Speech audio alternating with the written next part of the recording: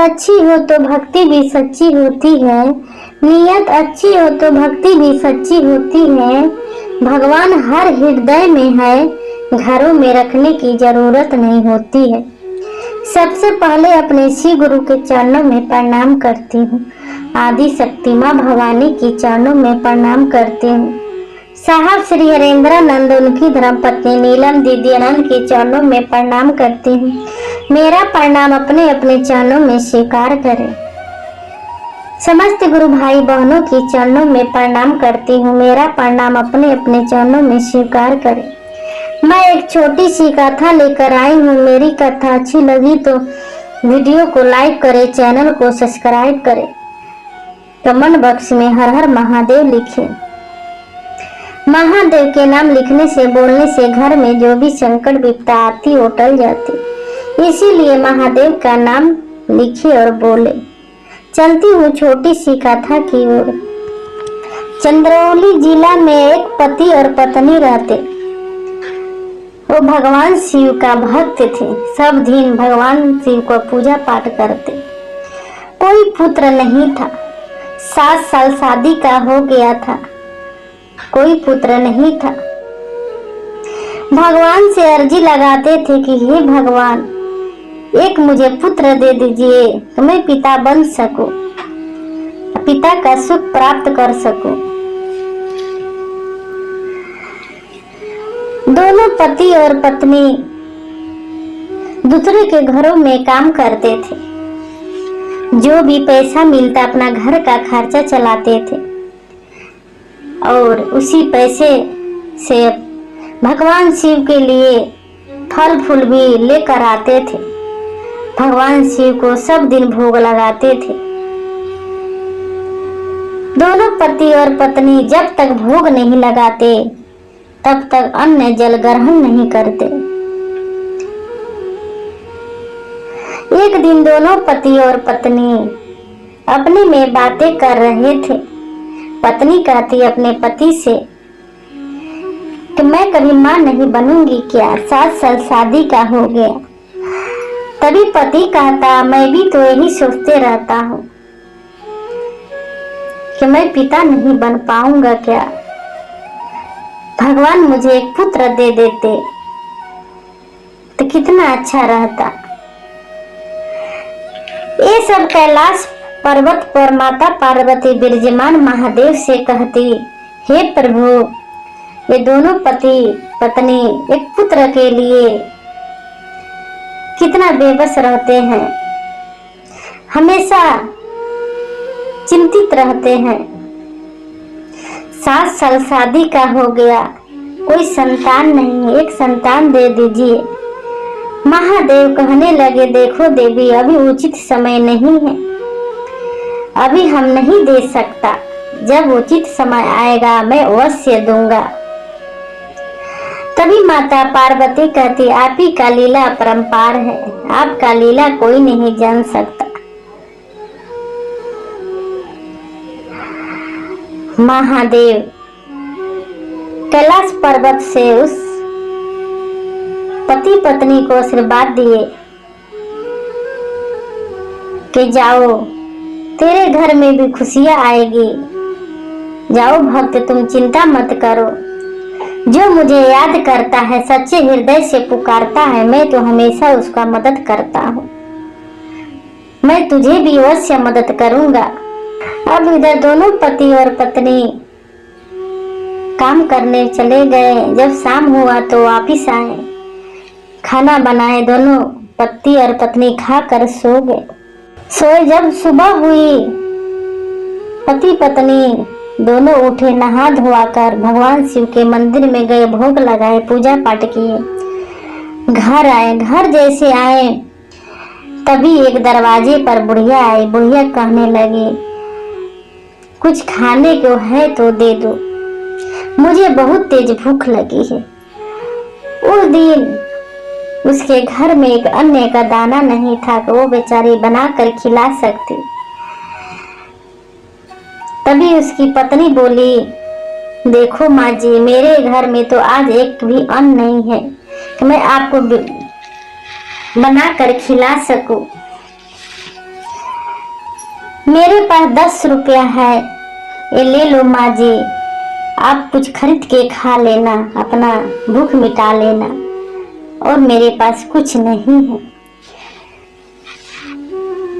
वो बुढ़िया 10 रुपया पकड़ ली और कहने लगी, बेटी तूने मुझे पैसा दी भूख मिटाने के लिए, पेट भरने के लिए, जा बेटी तुम बहुत खुश रहना, तेरा बाल बच्चे भी बहुत खुश रहेंगे। कभी पत्नी कहती, माँ जी मेरे तो कोई बाल बच्चा नहीं है, मेरा 7 साल शादी का हो गया है, कोई संतान नहीं है। उस बुढ़िया कहने लगी, बेटी तुम चिंता मत करो, भगवान सबको देते हैं, लेट सेट तो होता है, सबको देते हैं। पता है न बेटी, भगवान के दरबार में देर हो जाता है, अंधेर कभी नहीं होता है। तेरा भी पुत्र होगा, तुम चिंता मत करो, तुम खुश रहो। इतना बात कहकर बुढ़िया वहां से चले गई। कुछ दिन के बाद उसकी पत्नी को चक्कर आया, गिर पड़ी। जब हॉस्पिटल उसका पति लेकर गया तो डॉक्टर कहने लगा, ये तो माँ बनने वाली है, एक ऐसा चमत्कार हो गया। उसका पति भी सुनकर बहुत खुश हो गया कि मैं पिता बनने वाला हूँ, मेरी पत्नी माँ बनने वाली है। भगवान शिव को धन्यवाद दे रहे थे, ये तो भगवान का चमत्कार है, भगवान का दया से ही आज मैं पिता बनने वाला हूँ, ये माँ बनने वाली है। जब हॉस्पिटल से दोनों पति और पत्नी आए तो भगवान शिव के मंदिर में गए, धन्यवाद दिए और खुशी खुशी दोनों पति और पत्नी काम करते, भगवान शिव का मंदिर में पूजा करते और भगवान का रोज धन्यवाद देते। जब 9 महीना बीत गई, उस पत्नी को सुंदर पुत्र हुआ। वो पुत्र लेकर अब प्रतिदिन शिव जी के मंदिर में जाने लगी। रोज महादेव से कहती, हे महादेव मेरे पुत्र भी आपको चरणों का धूल बने, आपके सेवा करे, हे महादेव। सब दिन मंदिर में जाती यही बात बोली। धीरे धीरे उसका पुत्र 10 बरस का हो गया। एक दिन घर से बाहर कुछ बच्चे के साथ खेल रहा था, तभी एक बाइक वाला आया, उसे मार दिया। बेचारा वहीं पर गिर गया, सर फट गया, सर से बहुत खून बहने लगे। तभी बच्चे देखे, उसकी माँ से कहने लगे, बताएं। उसकी माँ दौड़ते हुए गई, उस बच्चे को गोद में लिया और हॉस्पिटल लेके चले गए।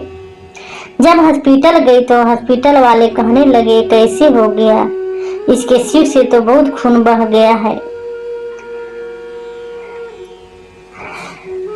दोनों पति और पत्नी भगवान शिव के मंदिर में गए और अर्जी लगाने लगे, हे भगवान, हे महादेव, आप तो एक पुत्र दिए, वो भी पुत्र को मेरा क्या हो गया, मेरे पुत्र को ठीक कर दीजिए, मेरा प्राण हर लीजिए महादेव, लेकिन मेरे पुत्र को ठीक कर दीजिए, मेरा खुशियां मत छीनिए। दोनों पति और पत्नी बहुत रोने लगी। तभी माता पार्वती उस लड़के को माँ के रूप धारण कर ली और हॉस्पिटल में चले गई। और हॉस्पिटल में गई, उस बच्चे के ऊपर हाथ फेरी तो बच्चा ठीक हो गया, उठ कर बैठ गया। इधर माँ मंदिर में और पिताजी अर्जी लगा रहे थे। तभी खबर आया हॉस्पिटल से कि तेरे बच्चे ठीक हो गया, तेरे बच्चे बोल रहे हैं। माँ और पिताजी दौड़ते हुए गए हॉस्पिटल तो देख रहे हैं कि मेरा बेटा बैठा है, ठीक है। तभी डॉक्टर आया, कहने लगे, आपका भक्ति ने इनका प्राण लौटा दिया, आप लोग का सच्ची भक्ति है, तुम लोग का भक्ति में ताकत है, धन्य हो। मैं कुछ नहीं कर पाया, मुझे समझ नहीं आ रहा था कि मैं इसे क्या करूं नहीं करूं। बाकी तेरा भक्ति ने तेरा पुत्र को लौटा दिया। माता पिता अपने बेटा को लेकर घर आ गए और खुशी खुशी रहने लगे। सब दिन वो मंदिर में जाती रही अपने बेटा को लेकर। धीरे धीरे बेटा 15 बरस के हो गया। वो काम करने लगा। माँ और पिताजी के कहने लगा कि आप लोग घर में रहिए, घर में काम कीजिए। बेटा ने एक गाय खरीद दिया और अपने माँ और पिताजी से कहने लगा, पिताजी ये गाय को घास काटिए, खिलाइए, दूध निकालिए, बेचिए। आप घर का काम कीजिए, मैं बाहर का काम करूँगा। बेटा बाहर का काम करने लगा। माँ और पिताजी घर का काम करने लगे। धीरे धीरे धीरे धीरे उन लोग के पास बहुत धन आने लगा। धीरे धीरे बहुत अमीर बन गए। जब अमीर बन गए तो प्रतिदिन शिव जी के मंदिर में पूजा कराते, उसी मंदिर में गरीब को दान करते और उसी मंदिर में बहुत बड़ा सत्संग करवाए। बहुत लोगों को बुलाए थे, गांव वाले को भी बुलाए थे। गांव वाले सब देखकर आश्चर्य हो गया कि एक माँ और पिता इसका नौकरी करते थे दूसरे को घर में, आज देखो कितना धनवान बन गए, कितना पैसा वाला हो गए। गांव वाले भी बहुत आशीर्वाद दे रहे थे कि धन्य है आप, कि आपकी पूजा पाठ बहुत सच्ची थी, कि तेरा पुत्र भी हो गया, घर भी भर गया, तेरा हर चीज पूरा हो गया। अब माँ और पिताजी बेटा खुशी खुशी रहने लगे। देखिए मेरे महादेव तो सब पर दया करते हैं। देखिए जो दुख लिखा है वो तो मिलकर रहता है। पिछले जन्म में, पुनर्जन्म में हम आप क्या किए हैं वो नहीं जानते हैं, वो तो काटना ही पड़ेगा। पाप और पुण्य पीछा कभी नहीं छोड़ता है। पाप करेंगे तो भी पीछा नहीं छोड़ेगा, पुण्य करेंगे तो भी नहीं पीछा छोड़ेगा। पाप पुण्य मिलकर रहता है। तो हमेशा अच्छा करे, हमेशा अच्छा करे, हमेशा अच्छाई की ही जीत होता है, बुराई का हार होता है।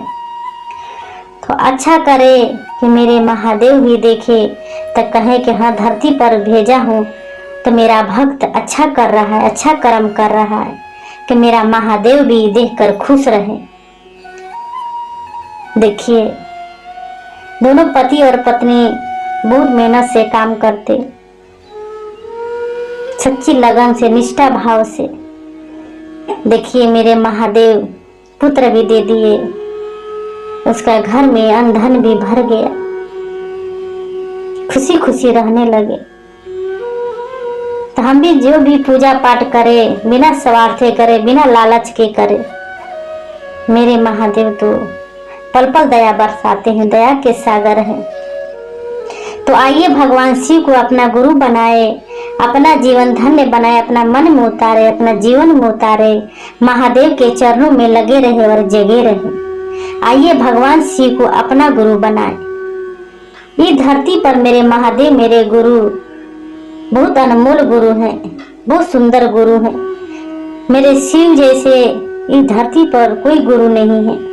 तो आइए भगवान शिव को अपना गुरु बनाए, अपना जीवन धन्य बनाए, अपना जीवन सफल बनाए। मेरे महादेव मेरे गुरु भव से पार लगा देंगे। मैं अपनी कथा यहीं से समाप्त करती हूँ। मेरी कथा अच्छी लगी तो वीडियो को लाइक करें, चैनल को सब्सक्राइब करें। फिर मिलूंगी अगले वीडियो में। नमः शिवाय, नमः शिवाय, नमः शिवाय।